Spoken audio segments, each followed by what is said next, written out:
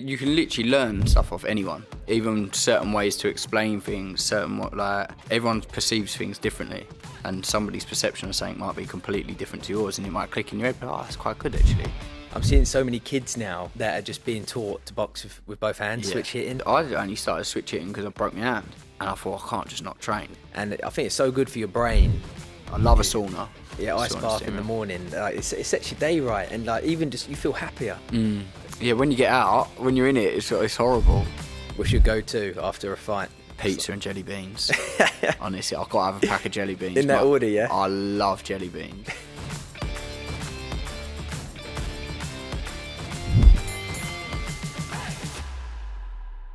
So when you started and it was just like unlicensed scene, what was that like? Because I've heard horror stories. Joe, at the time, I didn't know anything different. So that was boxing to me. Do you know what I mean? Like, my first ever fight, I was 16, and I fought a 26-year-old. And he was like thick set, and I won. But that was the one where I was like, oh my God, like, this is a hard sport. Like, I was blowing out my ass within a round, and like I said, I only did it for fitness, but ring fitness and general fitness is two different things. But yeah, like you could go back in the changing rooms and stuff like that, and unlicensed fighters, and it's just, honestly, you see Jews heads all steroided off their nut.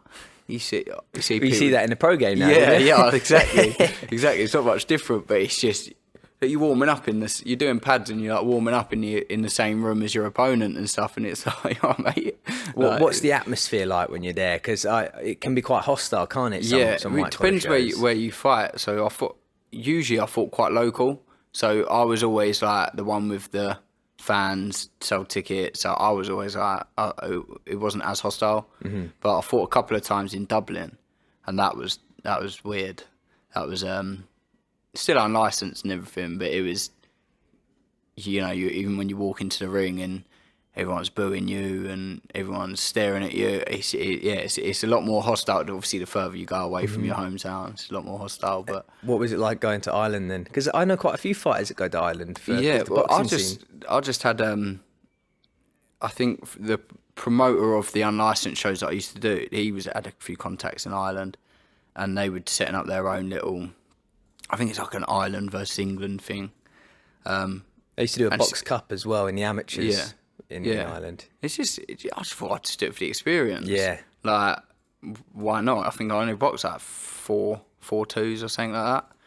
I got my flight paid for, my hotel paid for. How old were you with all that? I think I was just 17, just turned 17 and a half, something like that. And yeah, I did it for the experience, but it was definitely different. But I mean, other than the boxing, I loved Ireland. Dublin's class. Really enjoyed that. Was there any mismatches you had in the unlicensed scene? Yeah. But usually, or most of them, would you say? Usually, it's so up and down. So like the first kind of, you come up against a few people and you think, mate, you're literally just doing this for fun. Like, I was still, even though it was unlicensed, I was still trying to do something in boxing. I was still trying to like get better and improve and stuff like that. And even in the unlicensed, the belts don't really mean anything. But I mean, if you're going to put a belt in front of me, I was like, oh, it's something to aim for, innit? So there's belts and stuff like that. I was trying to get them. Did you get any belts? Yeah, I got like, well, they make them up as they go. Yeah, no, but still. Yeah, I got a Southern Area and a English or something like that. Is that why you went to Ireland? Did you get those before? No, I got them. I got those. I think I got the Southern Area before. I got the English after. I'm pretty sure. But yeah, it was some fights you come up and you think like, oh, just play with them. It's bad. And then some fights you actually be in a tough fight and you think fair play. Like that other boxer's obviously got the same mentality as me and they want to go places and stuff like that. But yeah, it's very, very up and down. It's probably good for your mindset then, having all those experiences, because you had the confidence booster when you're playing with someone, and then you've had real tests where you think, right, I need to. Yeah, well, my first loss, he weren't a good boxer. He was just fit as anything, and he was just game, and he just got off. I think I was like 4 or 5 fights in or something, and it was 4-2s, and for the entire fight, he was just on my chest.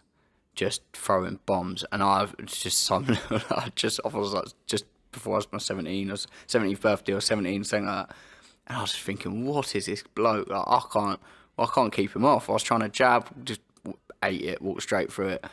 And you'll get fights like that and you just think, oh my God. And now, obviously, I'm a lot more experienced. I've fought different people. How would you beat that guy now? What would you do differently now? Be fitter, for one. Definitely be fitter. And stand my ground with him a lot more. I was trying to box him on the back foot a lot.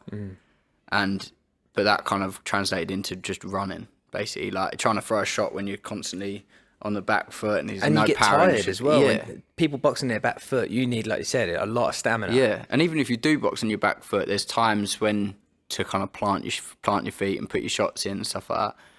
And I didn't do that at all. I was literally just back foot, like kind of like slappy shots, trying to box stuff like that. Now, if someone comes at me, I'm happy to fight on the inside now. Anyway, like I love fighting on the inside.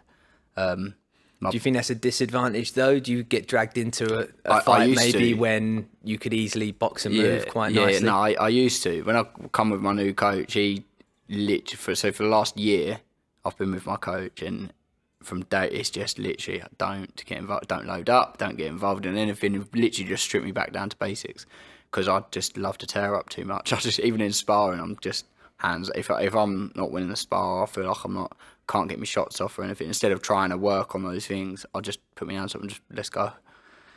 It's good to have that, but I think there's a time to be tough. Yeah, exactly. And I'm sure your coach, who is your coach now? His name Michael Williams. Okay. Yeah. And you said you're his first pro as well. Yeah, I'm his first pro. So it's quite nice that we're all doing it together. So obviously it's all new to me, the pro game, and I'm his first pro. He's been around the amateurs a bit, but yeah, I'm his first pro. So it's kind of as a team, even like we're building the team, getting nutritionists, getting this, getting that, and it's it's nice. We're kind of just we're both learning on the job. Yeah, it's good. Learning. I think when people realise there's obviously so many levels in boxing, and you can enjoy the journey. Yeah, like there's millions of boxers or whatever. You know, you might not be the next world champion, but as long as you're constantly on that uphill spiral, being a better version of yourself, that's all you can ask for, really. Exactly. And even with my coach, he's not one of those coaches. You get a few coaches that I've spoke to and been around, and they think they know it all. And there's no like, you have to do this, you have to do it this way, you have to do it this way. Whereas Mike, he's very open to learn. If we go and spar somebody and there's a top level coach there, and we always have a little chat after, he's got his ears open too. Like he's going to learn things from the coach. I'm going to learn things from the fighter and the coach. We're both just open to learning. Yeah, it's brilliant. I spoke with Billy Rumble when I was down at Rumble's gym, and he was like, he spent a lot of time with Ben Davison. Yeah. He just sat next to him writing notes.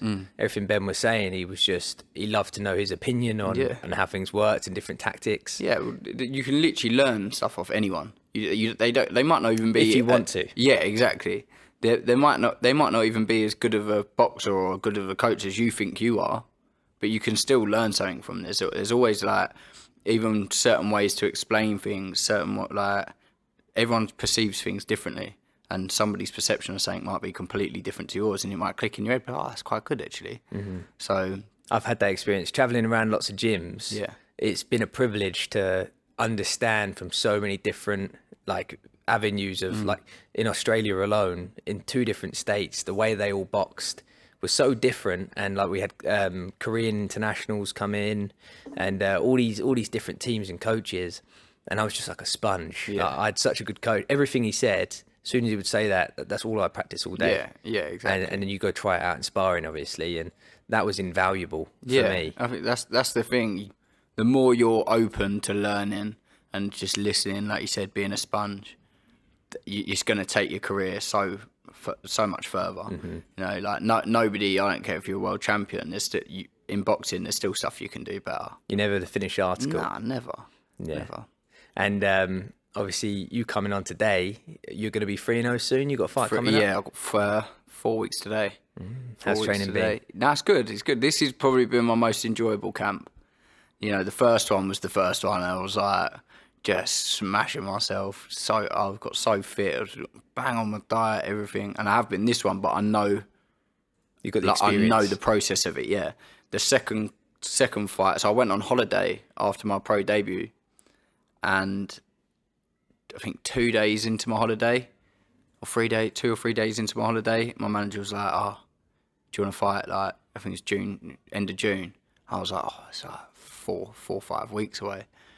But I was on holiday, like having a few beers and stuff, and I was thinking, all right. But I was with my dad, and straight away, I had like half a pint left. He was like, "That's the last one you're having this holiday." I was like, "Yeah, I know." I sipped that beer for like 2 hours, and then I was like on holiday. I was like running up the beach every day, trying to get my fitness back up. So that was quite a condensed camp. I think by the time I got back into full training, I had like 4.5 weeks or something to prepare for that one. Was that Dean White? Have you been signed with him from the start? Yeah, from the start. Because as well, like Dean kind of took a chance on me. So obviously I don't have a big amateur background. I've had one amateur fight. So I've had quite a few, I think I had like 13, 14 unlicensed fights. But again, like I said, some of them are against like binmen. Some of them are against like good fighters. So it's up and down. It's funny though, because it's just like the pro game really as well. Yeah, exactly. The unlicensed scene is actually quite beneficial to the pro game compared to the amateurs. When you get used to point scoring in the amateurs, it can be quite hard to see a good amateur transition. Yeah. Whereas it's almost like different sports, isn't it? Yeah. When you're in the deep end, in some unlicensed shows, like it's a war. Yeah. And having that already as an experience, some amateurs might never even really get that. Yeah, exactly. Where they've learned the art of jab and move and box and move. You like you said, there's some unlicensed fight, and as well you're in 10-ounce gloves. It's fighting 10-ounce gloves in the unlicensed. And I think when I started, it was still, I don't know what it is now in the amateurs, but it was 16-ounce gloves. What weight were you? Light heavy. Yeah, I'm guessing it would be 16s. Yeah, when I was fighting unlicensed, it was 16s. I don't know if it went down. They changed loads of rules and everything, but it was 16s, and then that's what I was sparring in, and then fighting in 10s, and it's a big difference. And when you're like you said, when you're in the trenches in an unlicensed fight, and you're just taking a shot to give one, stuff like that in 10-ounce gloves, like it probably is better preparation for the pro game. And it's good that your coach, you said, he's obviously really drilling you. Like, safety is everything, and like having a good defense. Yeah. It's if you want to make it in the pro game and enjoy your life after. Yeah, exactly. It's longevity. It's longevity. You even in spars, if you're just taking beatings in sparring, it's just constant, just pressure on your head, innit? Pressure on your brain, just constant pounding. You're not going to be in the game for very long. You get to like mid-30s and you can't speak properly. And well, you must watch quite a bit of Ted Cheeseman. Yeah, I like Ted Cheeseman. I love Ted Cheeseman, but he's always always he does take he's too many wars. Yeah, so like the belts he's won, like even his fight with Metcalf. You know, he's had some of the fight of the year contenders in a row, and he's just like been dragged into the trenches. But for longevity, as great of a fighter as he is, it can't be good. And as well, most of them went like 10 rounds or something like that, and you think like that is what people pay for. So that's why he did get quite a big name out of those fights, because that's what people want to see. It's what the fans want to see. But like you said, you've also got to think, that can't be good for your brain. And his coaches, they always say that he can box. He can box. He just loves to tear up. Yeah. So when you got someone that can box, and maybe you can win rounds without having to take so much punishment, it is hard. But again, obviously, it is a sport where, like, if you don't sell tickets, you don't get seen. But it's good, like you said, if you can box, there's a time and a place to have a war. If you come and outbox them, like, I will happily, because at the end of the day, like, the fans are the fans, and it's good to sell tickets and everything like that. But once you retire, unless you're a Mayweather, a Canelo, or one of these great fighters, no one's remembering you. Do you know what I mean? You're going to be sat there with your family, and you're either going to be beaten up, not being able to function properly, or in your fights, if you're clever, I'd happily win a fight. If I can win a fight on a jab, I'll jab his head off. I don't care. Lyndon Arthur gets sent to the yard. Yeah, exactly. Like, I will take boxing fans still appreciate that. Yeah, exactly. And at the end of the day, you keep winning, whether you're in exciting fights or not. If you win, and you keep winning, especially as you go up the levels against top opponents, you will get your chance at some point. Like you said, Lyndon Arthur beat Yard, literally just on a jab. Yeah. But obviously Yard in the second fight knew what he should have done. Yeah, definitely. Like in the first, I don't know about you, but I was screaming at the telly because Yard just never cut the ring off. He allowed Lyndon to play with him. He didn't really throw his right hand. Like it definitely wasn't 100% Yard. You could tell that. Yeah. And in the second fight, I actually think the roles were reversed. I don't think it was 100% Lyndon. I think Yard kind of got to Lyndon after in the build-up. But in the first one as well, I think Yard was a big favourite anyway. Yeah. So I think in the second one, it was probably going to be more tough for Lyndon. Yeah. I saw Yard last Friday at your call. Yeah. He was cheering on Bilal Ali. Yeah. I think I was sparring Yard Wednesday, I think. Oh, yeah, nice. Sparring Yard Wednesday, So what gym's that? I don't know, somewhere in Ilford. Oh, okay. Somewhere in Ilford, his gym, yeah. Yeah, see, there's lots of things I love about Yard, and then there's other things that are questionable as a boxing fan. Yeah. And with Tundi, obviously. Yeah. But like, everyone said that he never sparred, but then it turns out that wasn't true. No, that's not true, because he is sparred. To be fair, when he was I sparred him once before, and he was completely out of camp, and he just come in and done like 9-10 rounds. Really? And it was like it honestly, like it was nothing. Wow. And I was thinking, gee, I only did 3 with him. I did 6 rounds altogether, so I did 3 with him and 3 with another bloke. And I did the last 3 with him, and he was just as fit and sharp as he was in the first 3. Like, it literally didn't bother him.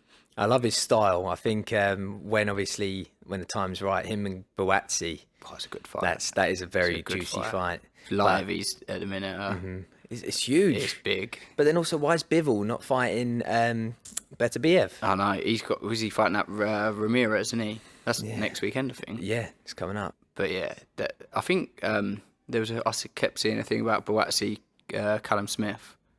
That was meant to, I think that's in talks. I think that is scheduled. I think actually they're pretty much signing the contracts now. That's a good fight. I think Callum Smith will beat him though. That's a tough fight for Josh. I love Boazzi, and I think him going to America was the best thing that could have ever happened. Yeah, definitely. But yeah, Callum Smith's left hook. He's insane. Yeah, like even that last fight that he just had. Yeah, he's just his catch counters. Like we do a lot of work, me and my coach, because we've got similar frames. He's 6'3", I'm 6'4", nice tall fighter. So we do try and emulate styles. Yeah, not completely, because you're always gonna have little things where that works for him, it doesn't work for me. But catch counter, we've worked on that from day one with my coach, and everyone I spar says a catch counter, like my catch counters are good, and they always say like Callum Smith, and I'm like, so it's all I've been watching. So and what are you usually countering with? Is it left hook? Left hook. Yeah. I love it, just to catch on top of the glove and then just ping a left hook over. When I was in Sydney, we were doing a lot of that with like the noodles. Yeah, so you'll catch. Yeah, it's such a good shot because people fall in more than you think. They fall in with a right hand, just catch it and just ping a left hook over. I'm southpaw. And my lead hand's never really on my chin. Yeah. It's always my rear hand. Yeah. So for someone like me, that hooks, you're begging to throw a hook at me. Yeah. Yeah, no, it is a good shot. But I think Callum's, I'd probably back Callum Smith to beat Boazzi. It is tough. The more you think about it though, Boazzi, he has got the amateur pedigree. He has got a nice jab. Yeah. Like he could win rounds with his jab. Yeah. And he probably wouldn't want to be dragged into a war. No. I think Boazzi, because he does hit hard as well, he could easily take it to a points decision win. Yeah. But Smith is the favourite going into that. Yeah, I rate Callum Smith. I think he's probably, in my opinion, top 3. I'll probably say it's Beterbiev, Bivol, Smith. That's fair. And to be fair, in his last fight, he got roughed up bad. Was it the French guy? Yeah. It was because he started putting it on him straight away. Yeah, and apparently that French bloke was quite a kind of standoff boxer. Is he? Quite a flicky boxer, and then everyone was like, "Oh, all right." Like he's coming. Even the commentators were saying we didn't expect him to come in this early in the fight and just start putting it on him. Well, I think that was his downfall. Yeah. In the end. Who was Smith's new coach? He's got a thing in his corner. Buddy McGirt. Yeah. Buddy McGirt. Because Buddy was like, "Stop trading with him. Yeah. Like, what's the point? Like you could box this guy." Yeah, exactly. But then also Smith before the knockout, he actually looked a little bit tired himself because that was an intense. Was it 4 rounds? Yeah. Before he knocked him out. I think he knocked him out in the 4th or 5th or something like that. Yeah, because it was from the starting bell, and that's what it's a lot. It's a lot, and as well, like obviously the higher up the weight you go, like trying to trade as a light heavy or as a cruiser or as a heavyweight, you don't really see it like just for rounds and rounds and rounds. It's a lot of weight to try and throw around that intensity for 4 or 5 rounds. Yeah. And what size glove have they got? 10. They'll have 10s, yeah. But yeah, I think it's under welter. Is it welter? Where they go down to 8s, I think. But yeah, I think from welter and up is 10s. Yeah, that's insane. Can you imagine 10-ounce gloves on Callum Smith, just toe to toe with you for 15 minutes or whatever? Yeah, no, it's not. I don't think it'd be too enjoyable, to be honest here. So, who's been your best sparring that you've had in camp? Has there been anyone that you've really progressed with, where you've just... The person I've progressed with most is Carol Atuma. From Maidstone? Yeah. I spar him quite a lot, sparring him Monday and all. I've been with him. I've sparred him quite a few times now. Which one of you is in the brothers is he? Because one of them as well is... He's the older brother. The younger brother, Enrico, he's the heavyweight. He's been knocking everyone out, isn't he? Yeah, he's just a scary bloke. He's going to be unreal. Yeah. He's going to be something different. How old is his younger brother? 17. Yeah, because my mate Josh Lewis sent me a little video of him and I saw it and you can't even believe his age. No, he's 17, and he looks about 30. And I think he went out to Russia. There was a highlight reel of him going out to Russia or something. That's what Josh sent me, yeah. The Russian geezer was like knocking everyone out in Russia. Everyone was scared of this Russian geezer. I think he was 16 at the time as well. Went out and just folded him. You think, Jesus Christ. And he spars like all the top. He spars Joshua. Spars everyone. So what's it like? Obviously you said you progressed with his brother. Yeah. Where do you do that? It used to be at Westry. And then now that...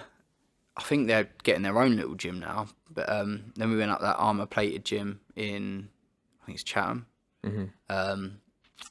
But wherever they are, really, I think they're coming to our gym Monday actually. But yeah, I've sparred him quite a few times for like different camps now, and he's the one where I've seen from my first spar and then just progressing every single spar because he's very difficult. Like where he's got a very good amateur background, like his distance and like the smaller things that people looking in don't really see it, like the half a steps and stuff like that, and you think makes him hard to hit. Yeah, he's hard to hit, and then he's straight back into range to hit you, and it's like, Jesus Christ. That's good though. Yeah, it sounds like you've got really decent sparring early on because those boys, they're destined for greatness. 100%. Yeah, 100%. But yeah, it's great sparring. And what's your coach like when so when you go into sparring days, do you usually have like certain tactics like, right, today I want you just boxing on your front foot? Depends on the opponent. So with somebody like Carol or when I sparred Yard, he just wants me to spar, just box how I box, and just do your best basically. Try and nick around or do the things we've practiced in the gym. But when we also do like more controlled sparring, technical spars where it will be like just go forward, or there'll be a spar where some lad I can't remember his name, come down and sparred me, and I was a bit strong for him, and my coach saw that and he just said go southpaw for a round, whole round. He's like, just because I can box southpaw, I don't really do it too much, but I can. It's like it's in the locker if I need it. So it would be I'll go southpaw for a round or just use your jab. Do you just walk out southpaw or are you like a switch hitter? And switch hitter, yeah. So I'm orthodox, but yeah, I can do both. I'm seeing so many kids now that are just being taught to box with both hands, switch hitting. Yeah. And I feel like the next generation of fighters, you don't know what you're going to be going up against. No, exactly. Well, I only started switch hitting because I broke my hand. I broke my left hand when I was unlicensed. And I thought, I can't just not train. So I just went in the gym and trained with my right hand. But I thought, it's a bit pointless me just drilling a right hand on a bag for the whole time. So I just went southpaw, started throwing a few jabs. It felt so awkward. So I trying to learn to right with your wrong hand. Yeah. But then slowly, like the feet started feeling a bit better, and then shots started feeling better, and then just kind of kept doing it. I kind of taught myself to do it. I never really sat down and was like, try this. I just kind of taught myself it. Yeah, it's the amount of times that I've coached because I'm southpaw and I've had to coach other people. I've got to quickly get into orthodox and throw that way. Yeah. So I've not just been chucked in sparring with it, but I've always had that slow, controlled, doing everything the other way. Yeah. And I think it's so good for your brain to practice it. Practice things you're quite uncomfortable with. So like even in sparring, sometimes now I'll switch southpaw and in sparring, and it won't work. But I'll stick at it because a lot of people will change southpaw, take a few shots, and they'll go straight back to what they're comfortable with. Whereas I'll stay southpaw. It's like, look, it didn't work because I haven't practiced it, clearly. I haven't practiced it enough, so I've got to practice it some more. So just spar southpaw. Do you have any tips for anyone that's thinking of switching in? Any amateurs that are... Because some people, obviously, you're drilled the basics, and it's like, no, you're just doing this. I don't know, you just... Start with shadowboxing, right? That's how I did. Literally hitting a bag, shadowboxing, stuff like that. Just get in front of a mirror, practice your feet. Practice that basic footwork. So, like, I used to, for a good half hour after a session, I used to just stand in front of a mirror and just do like 2 steps forward, 2 steps back, 2 steps to the left, 2 steps to the right. And then add punches, step forward with a 1-2, step back with a 1-2. And I just used to practice that, and it's boring. It is realistic. It is boring, but it's needed though. You need to know the basics to move on. Exactly. Then if you go in southpaw, then just switch it to exactly the same. Before we go any further in the podcast, I would just like to thank the proud sponsors of Not Just Boxing. Not Just Boxing is proudly sponsored by Titan Boxing. Titan Boxing is a UK fast-growing boxing business. They do personalised gloves, pads, t-shirts, everything. They've got UK free shipping. Go check them out with the link on screen. Gymfluencers.com are proud sponsors of Not Just Boxing. They are the premier health and fitness website. There you can find supplement discount codes, freebies, giveaways, a macro calculator. There's all sorts on there. So go check them out at gymfluencers.com or check out their on Instagram at gymfluencers.official. Shadowboxing is one of the most underrated things. Yeah. So many, obviously in the pros, obviously you do it a lot, but so many amateurs, they'll only do it for a warm-up. Yeah. You can shadowbox in your own time for a full session. Yeah, exactly. And you can learn so much. Yeah. Like that's something I've learned myself. That, like, if you neglect shadowboxing, how are you meant to ever be decent in the ring? Yeah. That's like the biggest thing that I think's under. So it's like you said, you can make a session out of shadowboxing. Like, you can do drills with shadowboxing, put a few cones on the floor, do some footwork drills. Like, the Cubans do like insane footwork. Yeah. And they just shadowbox. Who's your favourite Cuban boxer? Do you know what? I don't actually know many of them. The only one I know is... Andy Cruz Gomez? No, I know Rigondeaux. I don't know if he still boxes now. Yeah. I don't know if he still boxes now after Loma. He had one fight after Loma, I think. He had one, and then he just stopped. But that was a shame, because obviously that was a mismatch. Toyed with him, didn't he? Yeah. And Rigondeaux, he was coming up as well. Everyone was like this Cuban's going to be... And then Loma just toyed with it. I think he was like 2 weight classes lower, and he didn't even attempt. Yeah, I don't think he even attempted to put the weight on, really. Oh, really? Yeah, he quit on his stall, didn't he? He kind of just... You could tell he was like, I ain't having none of this. Is Loma back this month as well? I don't know. I think, yeah, he's got a comeback fight in October or November. But I'm excited for that. The lightweight division at the moment. Loma's just insane. I love Loma. Who's your favourite fighter at the moment? What, in any weight? Callum Smith's up there. I love Callum Smith. Do you think he's the best out of all the Smiths? Yeah, I'd say so. I like Bivol. Again, sticking with my weight, I really rate Bivol. I rated him before. A lot of people see his fight against Craig Richards and kind of was like, he's not. Like, Craig made Richards him work. Is good though. Yeah, he's underrated. Yeah. So many people think Craig Richards isn't very good. Yeah, exactly. But Bivol was meant to be like this kind of like next level, and he didn't really perform. But I think he had two or three fights, including the Richards fight, where he just didn't look all that. But then obviously against Canelo, kind of showed his skill. But I feel like that was always a mismatch anyway of Canelo. It was too much from Canelo. It's a lot of weight. It's a lot of weight to give. And like Canelo said, like, he didn't make any excuses, but he just got tired. He was like, after 6 rounds, I was shattered. It was the first time he looked exposed. Yeah. Like, obviously, even when he lost to Floyd, like, he didn't really look exposed. No. He still looked like he was pressing the fight, trying to land and stuff like that. But yeah, Bivol kind of... I think Bivol had his number, but the weight had a massive impact on that. Yeah, and even just putting on that type of weight, like, I can't imagine it would be like carrying that extra weight on the night when you're used to... I think even against Kovalev, before he knocked him out, it was a close fight. And Kovalev was past it. So I think like... That was a good knockout. A lot of people said he took a dive, no, but you look at it, that was a clean punch. He was out. There's no... I don't think there's any dispute in that. But yeah, I think it is probably is a step too far. And fair play to him. Like, he's got some balls to go out to. Would he go from? Well, Middle. he started off Canelo. Yeah. He started off at welterweight. Welterweight. Although it's a lot of weight. Yeah, it's a lot of weight. But you look at all the greats in the past that have done it, and they sort of set the stone. Like, Yeah. I think Manny Pacquiao was like however many weight world champion, 7 weight world champion. Floyd was 5 or 6. Even when you go further back, Tommy Hearns, he went all the way up to light heavyweight or heavyweight. Crazy, isn't it? Yeah. They're just fight. I suppose going up the weights is a lot more enjoyable than going down the weights, isn't it? You get to eat more. Yeah. But although Roy Jones, when he come back down, that's when he sort of, I think he lost a lot of his power, and he was never the same when he come back. Well, it's a lot nowadays. We've kind of got the benefits of having like S&C coaches, top nutritionists and stuff like that. Back then, you just train and train and train and train and train. And then if you're going up a weight, eat a lot more while you're training. Do you know what I mean? It was a lot more of the old school methods.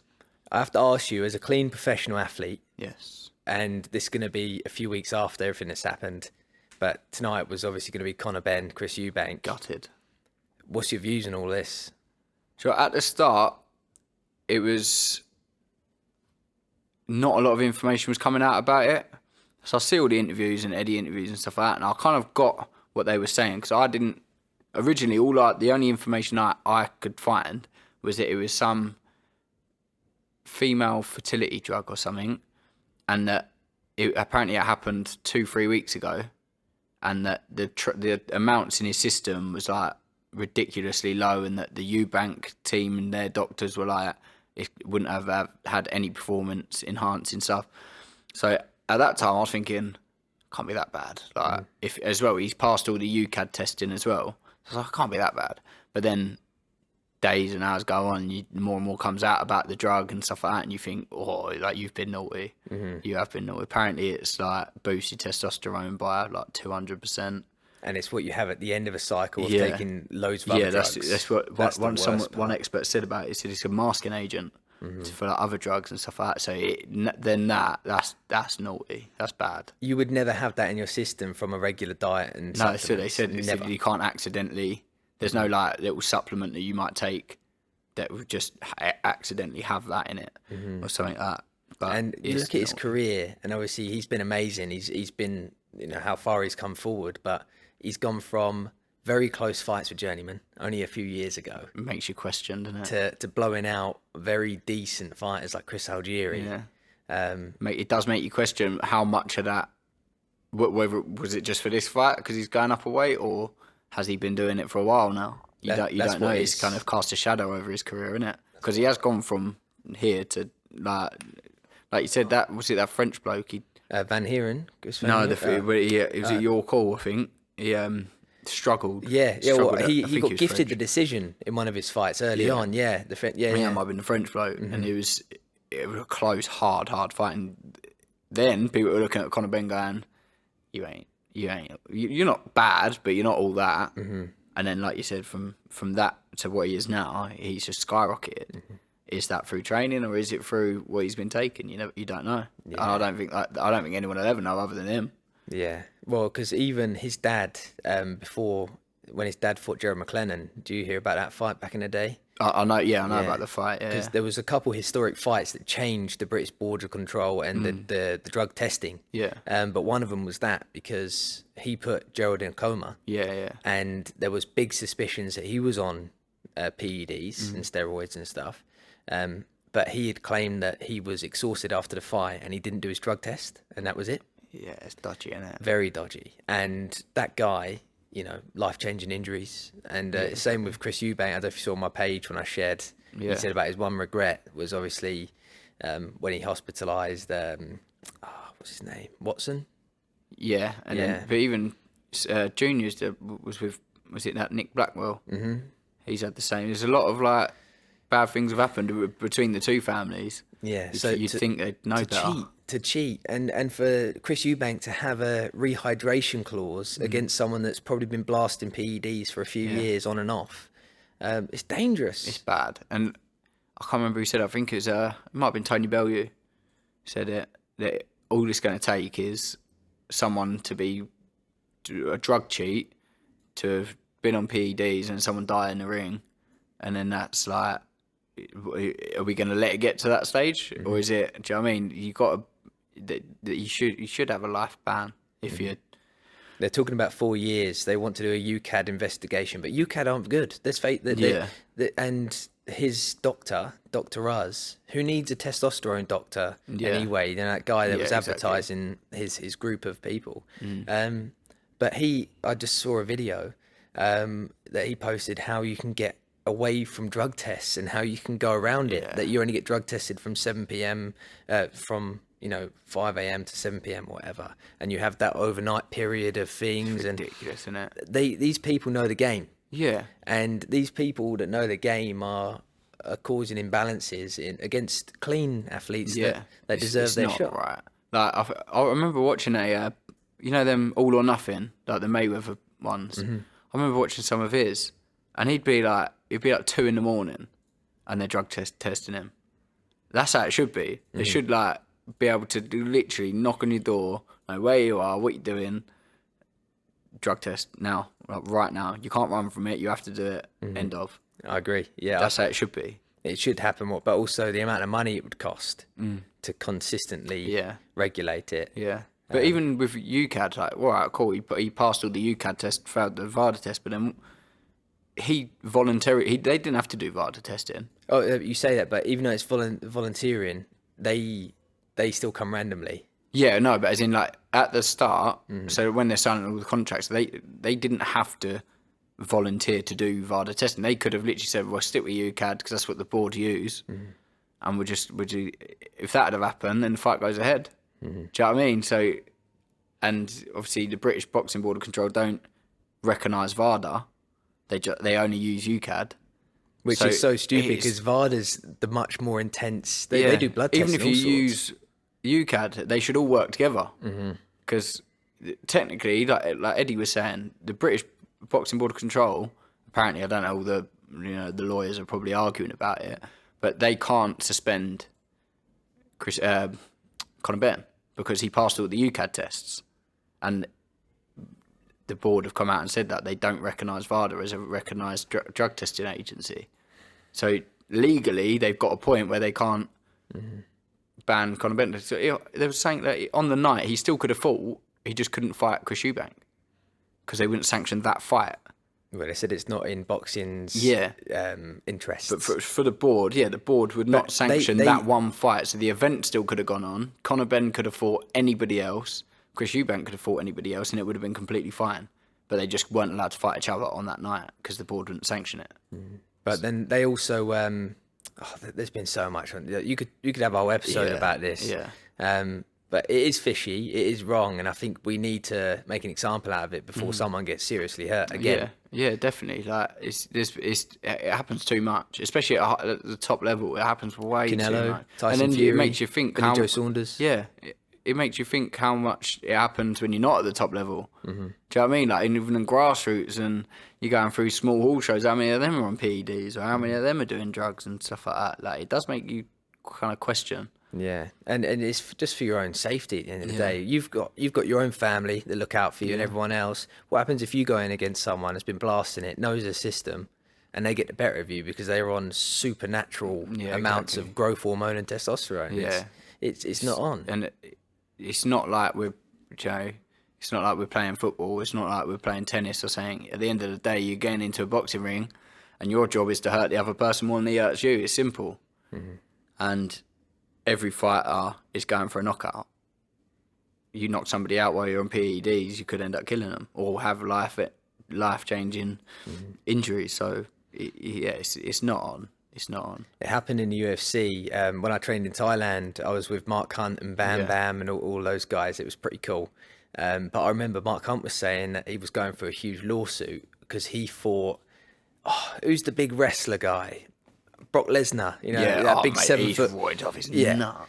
But Mark Hunt fought him, and turns out the UFC let it all go ahead. But Mark Hunt didn't know he had failed all these drug tests leading up to the fight, and Dana White still let it go ahead. And Mark Hunt got beat bad, of course. As you just have to look at that bloke just to know that he's on something. But for Mark, knowing that he's not been on anything.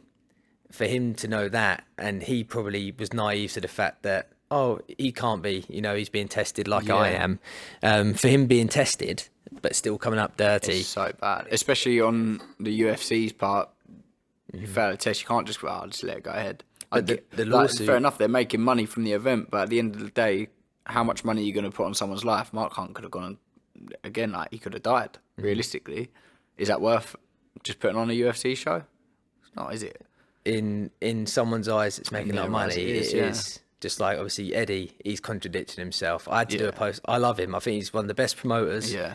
But he's really got himself in a pickle here. He's dug himself a hole and he's got to get out of. But I'm sure Eddie will. Yeah.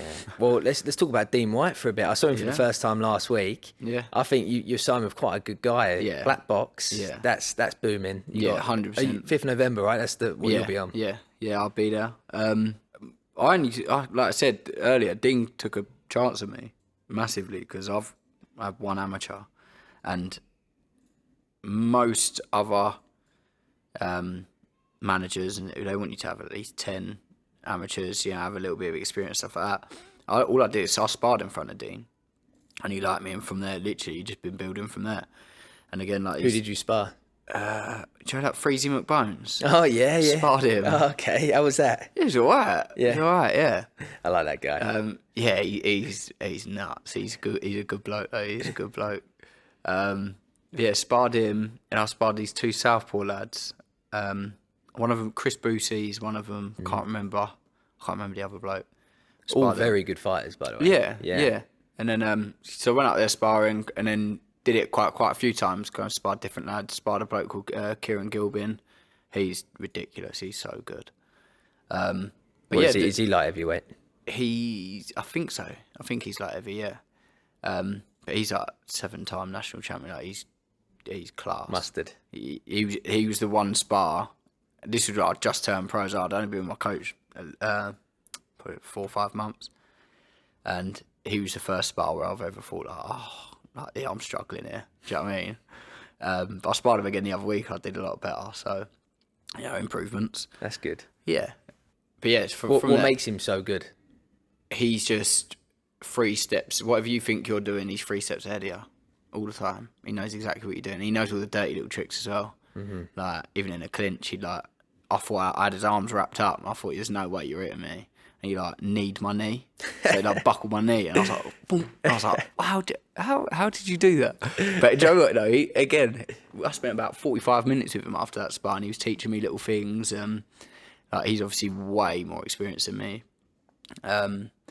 So yeah, kind of just going up there, sparring all the time, sparring all these different lads in front of Dean. Dean's helping me.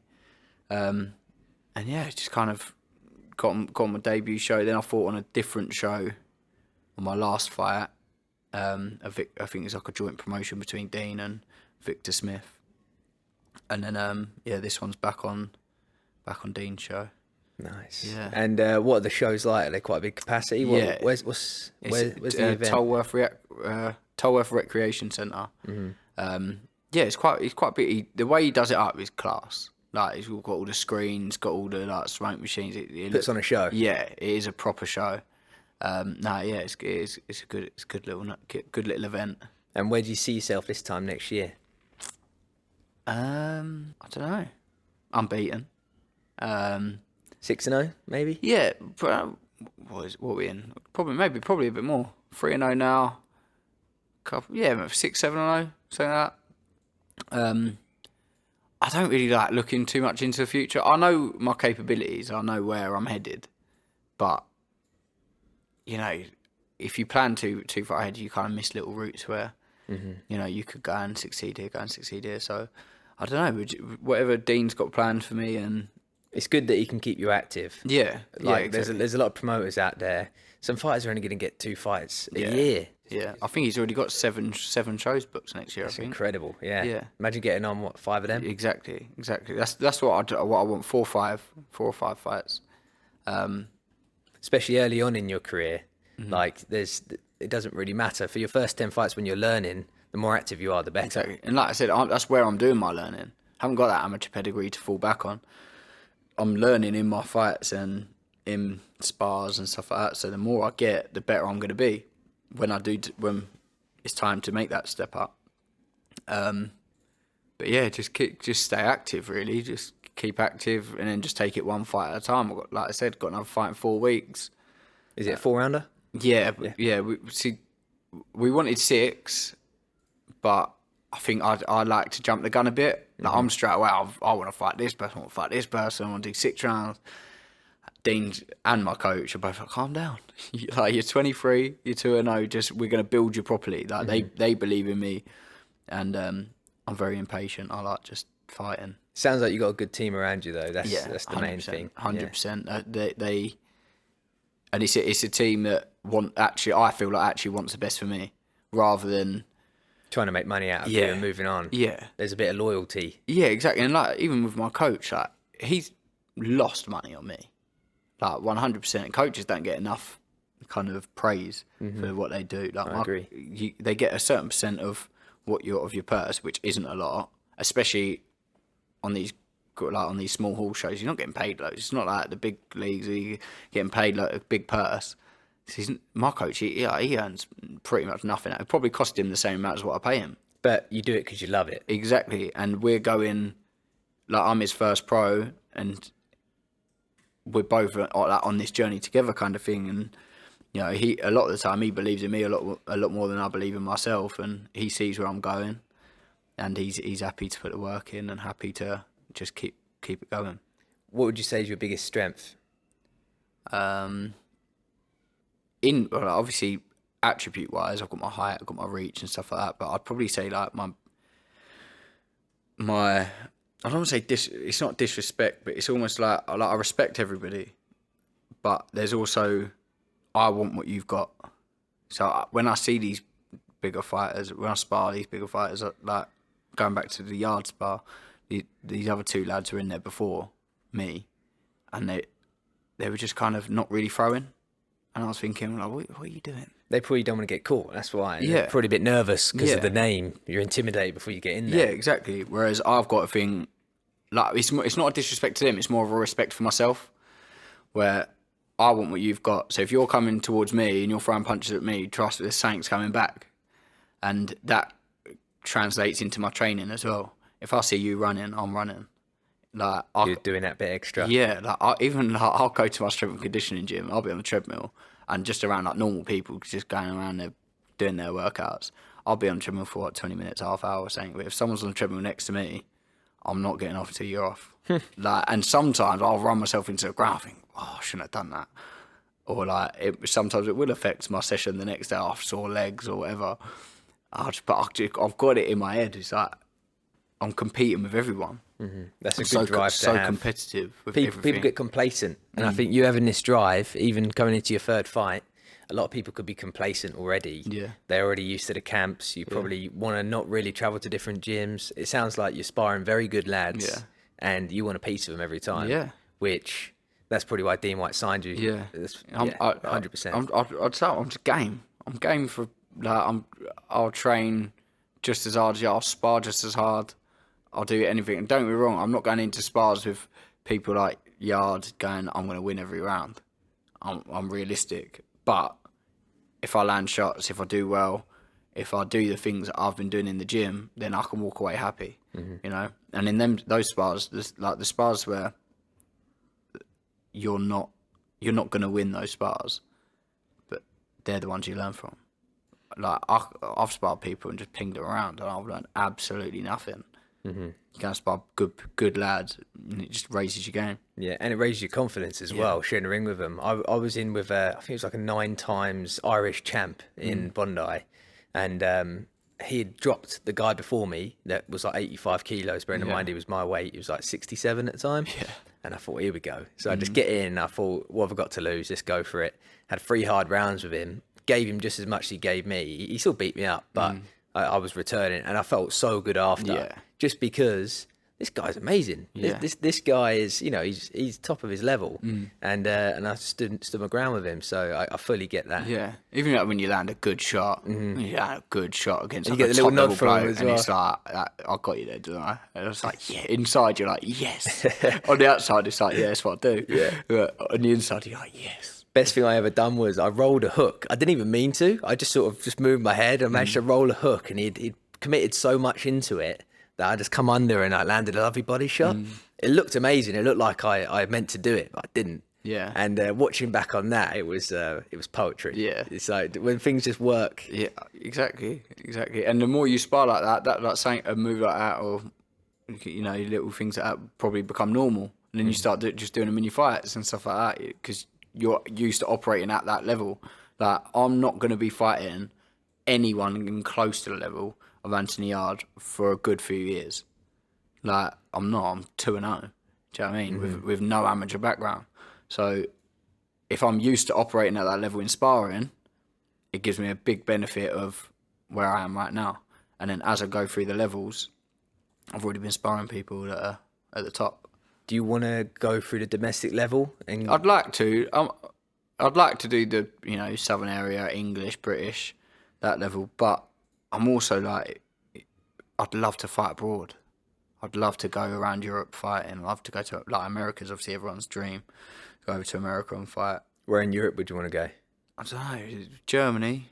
Germany's a shout. Just wherever. Like, I'm not too fast really. I was chatting with do you know Jordan Perkis?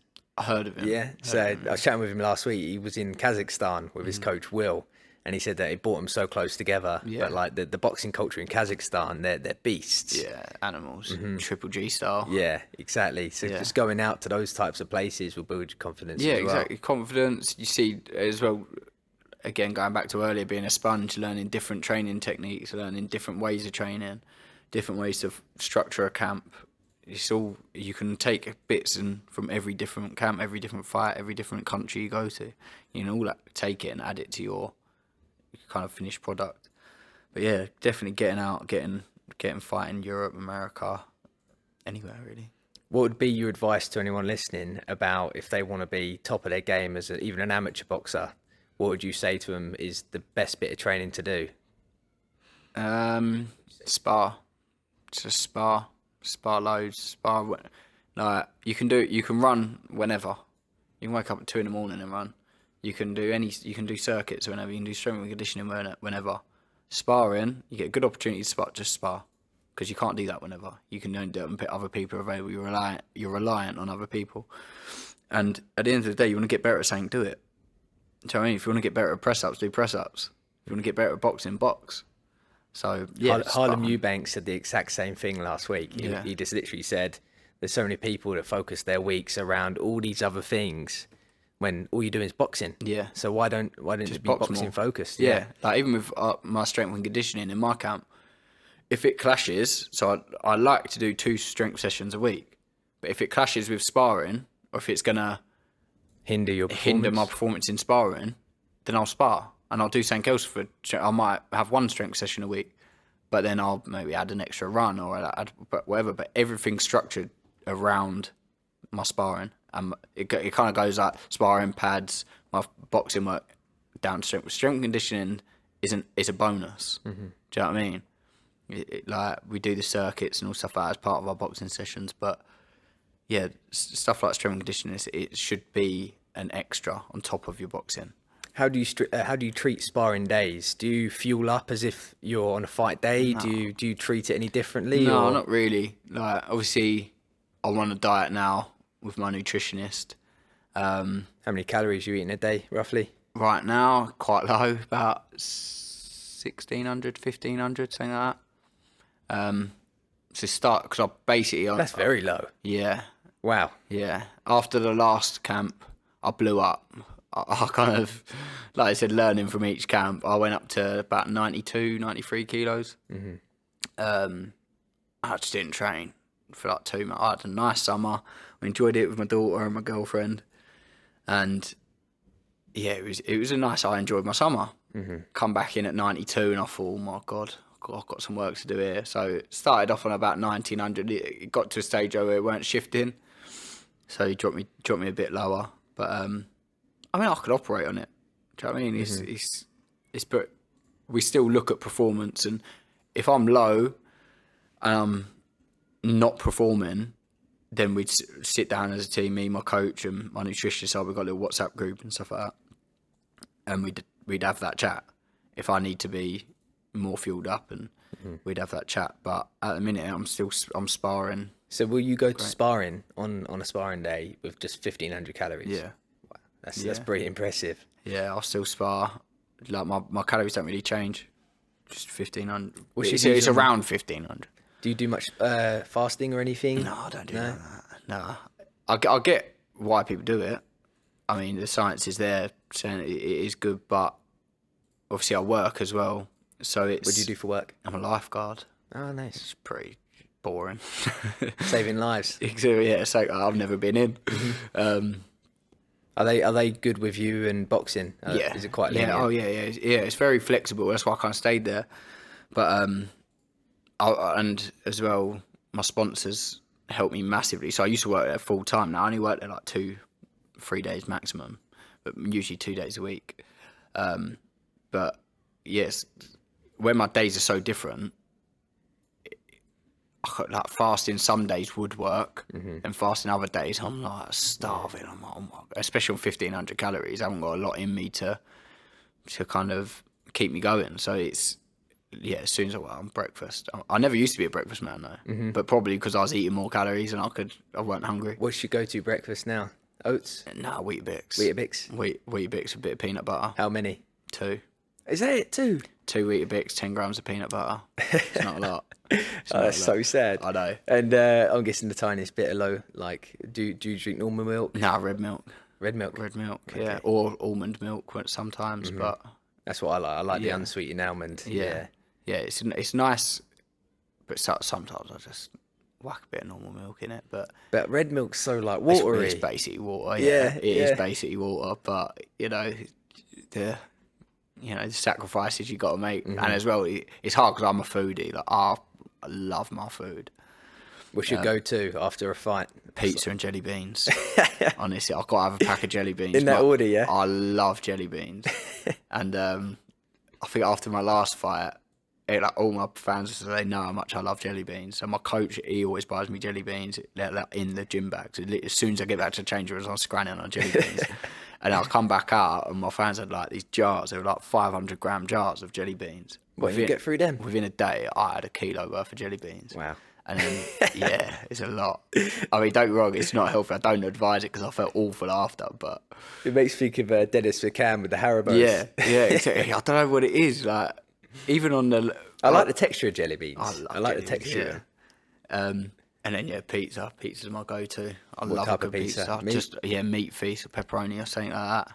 Yeah, I'm a meat lover. Yeah. Yeah. And I'm guessing what about no sweet tooth in terms of like chocolate and ice cream? I like chocolate. I'm more of a sweets kind of bloke though. I love my sweets. I do like chocolate and ice cream and stuff like that, but I don't struggle. Like, even on my diet, if we have like little cravings and stuff, I never really look at chocolate and go, oh, I need some chocolate or I need some ice cream or something like that. But yeah, I can't have like if there was any jelly beans in my house, I'd struggle. I'd seriously struggle. I was chatting with Lucas just after the podcast, and we were just talking about he was on a weight cut and everything, obviously. And I was saying to him, "Oh, have you tried Halo Top ice cream? Because it's like low calorie." Yeah. And he was just like, "Yeah, I usually have that with the rice cakes, the certain cakes, or whatever, and like whatever peanut butter. But you can have this little sweet treat." Fills you up, and it's like not even 200 calories. It's like an ice cream sandwich. Yeah, nice. And there's little like tricks like that you can have when you are dieting. Yeah, nowadays it's a lot more. Like you could get that skinny food company I've been on now, and they get like the little coffee shots, like the caramel coffee shots. Obviously, I don't have sugar in my coffee when I'm dieting, so I get these salted caramel coffee shots, and it tastes like you're going to Costa. I mean, it does like little things like that do make a big difference, but. Makes you feel less like you're on a diet, and you can actually enjoy it for a longer period of time. Exactly. Yeah, it kind of suppresses the cravings. It's kind of like I've got like the maple syrup and stuff like that, but it's like 0 calories, 0 sugar.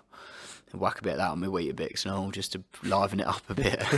And what you like for recovery? Do you do obviously like loads of stretching through the week? Yeah, I do a lot of stretching. My coach begs me to do ice baths, but I can't stomach them. No, Sometimes I do them, but I hate it. I hate being cold. I love a sauna. Do love a sauna. Yeah, ice bath in the morning. It sets your day right, and like even just you feel happier. Like, as soon as when you get out, when you're in it, it's horrible. I don't know, have you ever had it so cold as well that when you get out, like you're still shivering for hours? Yeah, I got like, I used to do them more than I did now, but we put like a dressing gown on, hoodie on, and you go make some food, and you're literally like chilled to the bone. It's horrible. But my coach made me do. I think it was on my first camp. We did this insane sessions of 3 hours, and it was just beast. So we had to do this big gym session, pads, bags, do a circuit in the gym, and we went down to the beach, did sprints on the stones, up the stairs, everything. And afterwards, he was like, "Right, 10 minutes in the sea." I was like, "Please no, please no." I got in. Oh my god, it takes your breath away. Cold, but yeah, I'm not a fan of being cold. It's good to be out your comfort zone, though. Yeah, definitely. Yeah. I'm like 100%. If somebody said, "What's the best thing for recovery?" You got. I will recommend ice baths, but doing it's another thing. Yeah. Like you got to be pretty sick in the head. Yeah. Like, I think, like you said, you always want to be better than someone else. Like for me, like I think the longest I've been in, my mate's got the one that circulates, so it's even colder. Yeah. So like normal ice baths, when you're sat there, you get a blanket of heat around you. When the water's still, it's all right. As soon as someone moves, it's like, oh. Yeah, exactly that. So he's got this circulator thing. It's so cold. But I think the longest I've lasted 6 minutes. But every time I've been there a little bit longer. Yeah. So I think they're brilliant. I think it's the getting in. It's the getting in that's the hardest bit. Like, getting your breath. Yeah, like at my work, they've got like a jacuzzi and stuff up where I would lifeguard. And when they clean that, just fill it with like ice cold water. And then overnight it'll heat up. So sometimes I'll jump in the ice cold water and do like a little ice bath in there. But like I said, the getting in is hard. And then after about a minute, you kind of catch your breath and it's like you relax and it's not too bad. And I can do 5, 6, like you said, 5, 6, 7 minutes in there. What about saunas? Love a sauna. Love sauna, steam room. I could sit in them all day. Love them. Did you ever hear the story about Tyson Fury and Klitschko? Yeah, well, whoever stayed in there the longest, I think. Yeah, they was in the sauna with each other, and Fury just would not get out. And apparently it was like, so I think normal saunas are like, I'm probably gonna be wrong here, like 180 or something. Theirs was like over 200, so it's like Hot. over 10% more. And they just stayed in there until like they nearly collapsed. And Klitschko finally walked out, and Fury got the win on it. But, it worked because he was definitely in his head for that fight. Yeah, definitely in his head. Have you seen all the Shannon Briggs trolling back in the day? Oh, it's funny. I had to he does the old speedboat. Yeah, I've seen that. Oh, make a wave. Mate, I had to. I put a post up, and the amount of people it went like viral in America. The amount of Americans are like old. Yeah, I know it's old. Still funny. It's funny. It's funny. You don't really see that these days. Like, nah. You'll see the odd fighter come through and he's giving it the big and stuff like that, but stuff like that, it's old but gold. Do you know what I mean? Yeah. Have you ever thought about sort of in the future, if there's any people you want to troll, would you ever sort of go down that? I've never thought about trolling people, but I mean, could sell a fight pretty well. If someone's talking shit to me, then I'm not the type of bloke that's just going to sit there and let somebody do that. I'll talk shit back. But no, I've never kind of like sat there and thought, oh, how can I troll him? But I guess, going up the levels, you never know. Like, even I think Eubank done a great job of it with Conor Benn doing the old 60% and he made eating him KFC bite every time. Yeah, and you could tell Eubank was putting on a bit of a show. Like, he knows for a fact he's not going to be 60%. He's going to be 100% in that ring. All right, he has got to cut extra weight, but he knew what he's doing. 60% eating KFC, stuff like that, and he was definitely like, as Conor Benn, obviously we've gone through the PED things, but you sat there thinking like, mate, this geezer's like eating KFC and eating cake and stuff like that. You think, what's he doing? But even if you're just asking yourself that question, he's in your head. He's already in your head. You're already thinking about him. Yeah, and everything that he said, Ben bit so hard. Yeah, exactly. Yeah, that was some good trolling. I think the Americans probably do it best though. Yeah, they are good. They are good. Like you said, the Shannon Briggs is so funny. And who would you want to fight as a light heavyweight when let's say you're sort of 20-0, knocking on the doorstep, international? Is there anyone out there you got your eyes on? Anyone you'd love to share the ring with? It's hard because some of the people now, when I'm 20-0, will probably be retired or retiring. But there's also some good young talent coming up, like really good. Like who? Like Ben Whittaker. He's class. He is a different class. John Edges, very good. So there's some good fights out there to be made, definitely. How would you beat Ben Whittaker? What would be your kind of game plan going in? It's a hard one because he's tall as well. He's 6'3", and he's flashy. He counter. And you probably... He's very fast. You'd have to just stick it on him. Just stick it on him, or hope that he falls over. Try and get him to fall into shots. He didn't look great in his last fight. He was kicking himself, wasn't he? Yeah. Obviously, you can't judge someone by one performance. Yeah. But in his last fight, he didn't look special. I remember on his debut, he was everywhere, even like the highlight reels, everything. And the second fight, I didn't see much of it, or much on Instagram, much on social media about him. So I didn't watch the fight, but I knew he hadn't performed as well as he did in the first one. But I mean, there's no question he's a talent. He's probably the biggest prospect we've got, ideally, that's just turned over in the last sort of year. He's so talented, and he's already with Sugar Hill. But do you think his lifestyle and ego could be his biggest downfall? Yeah, 100%. If you look, he's very brash. He's very trash talking and stuff like that, and it's good to be like that. But there's also, you've got in yourself, you've got to know you can be beat. Everyone can be beat. Being humble. Yeah, everyone can be beat. And if you genuinely think that there's not one person on this planet that can... It's boxing. You might be better than me, but I could catch you. And as a light heavyweight, like, I can hit. There's another strength of mine is I can hit. I hit like I spot cruisers, I spot heavyweights. So it don't bother me. I can hit. And you might outbox me for 10 rounds, 11 rounds. But if I land one in your chin and you go to sleep, I'll win. Do you know what I mean? So that's the kind of the beauty of boxing. And yeah, some fights, like, who was it? There was I can't remember who it was. There's a foreign fighter fighting a British fighter. I think he's French, and he was dancing around him, tapping him, just won every round. And then he puts his hand down and he starts like tapping his chin in the last round or something, and he come back and he knocked him out. Oh, with you're like about 10 Maxwell. seconds left. Yes. Maxwell. Yeah. Yeah, in the Stuff last like, round, because he was all down and out, and then he knocked... Yeah, that was a brilliant fight. That couldn't have... But that other bloke, he could have literally just... If he was like humble and wasn't such a knob, realistically, then he would have won that fight. But because he's doing all that prancing and dancing and go on, touch the chin, boom, see you later. Yeah, good night. Do you know what I mean? And that can happen to anyone. So you have got to have that humble, like anyone can beat you.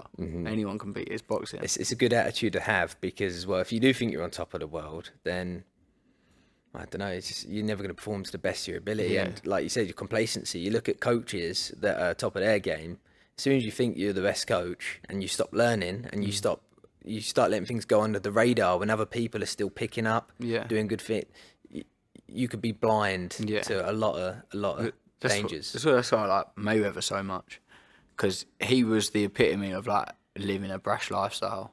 He did that on purpose. Yeah, though. as well. But he'd be like out clubbing, so he's not drinking. He'd run home in like jeans and like he'd still do 5 mile run at 2-3 in the morning. Do you know what I mean? People that said they train with him would say he'd do that 4 a.m. He'd do a 5 mile run home, and then he would go train in the gym at 7 a.m. Yeah, it's insane. Yeah, he'd call up the sparring partners. Yeah, he'd be up. He'd train 4 or 5 times a day just because it's how he lived, and then he'd go out clubbing. Do you know what I mean? So he lived that brash lifestyle, but he still put in he'd outwork anyone. I'd love to have known how he would have been if he didn't have hand injuries. Well, when he was Pretty Boy Floyd, he was scary. Knocking boys out. And how he beat Arturo Gatti And was so impressive. Arturo Gatti's a tough man. Yeah, and he was so much bigger. Yeah, so I think, imagine if Mayweather didn't have bad hands. Yeah. How he was. Joe Calzaghe as well. Yeah. He turned into like more of a slappy kind of style. He used to have quite a lot of power until he would go from fight to fight without sparring. Yeah. Can you imagine going from camp to camp without even trying to punch on a bag or a pad? Exactly. Because your hands are that ruined, and then you put in whatever injection so you can't feel it, and you go and box someone for 10 rounds. It's crazy, 12 isn't it? rounds, yeah. Like you said with Floyd, when he would beat Arturo Gatti, that's just, no one did that to Arturo Gatti. He's been in wars, don't get me wrong. Or but the Mickey Gatti Ward, oh my God, I'd never want to be in a fight like that. Like, as a fighter, even in body shots, like, I'd rather be chinned than take a good body shot all day long. But you just think, how? That's probably my favourite trilogy. It's so good. It is so good. But yeah, like, he was knocking people out. And to do that to Arturo Gatti at such a young age as well, it's scary, realistically. And then he went to like Money Mayweather and stuff like that, and people kind of found him a bit boring. But people in boxing, obviously still appreciated. Like, the level of what he's doing is just ridiculous. Yeah. So finishing up, is there anyone you want to thank? Any sponsors? Is there any people out there? Yeah, I'd love to thank my sponsors. I've got quite a few, to be fair. So thank you to all the ones that have sponsored me, like Per Fight, I've got Pertec, Aspendos, RRB Carpentry, Anytime Tires. Don't hate me if I miss you out, because I'm trying. John's Family Butchers, my dad's butcher shop, David Oakman and Sons Butchers. Who else we got? Funky Monkey, Baldwin and Salters, Val Nutrition, Alexander Becoming, my nutritionist. Yeah, all of those guys, it helped so much. Like I said earlier, I went from working full-time to working 2 days a week, and hopefully carry that on to so that I can get to a full-time athlete. But yeah, it's rare at my level to be able to train as much as I train, so couldn't do it without them guys. Bless. Sounds like you've got a great team, and it's been a pleasure having you on, mate. No, I appreciate it. Thank you. Nice one. Well, all the best for November 5th, and we'll catch up soon. Definitely.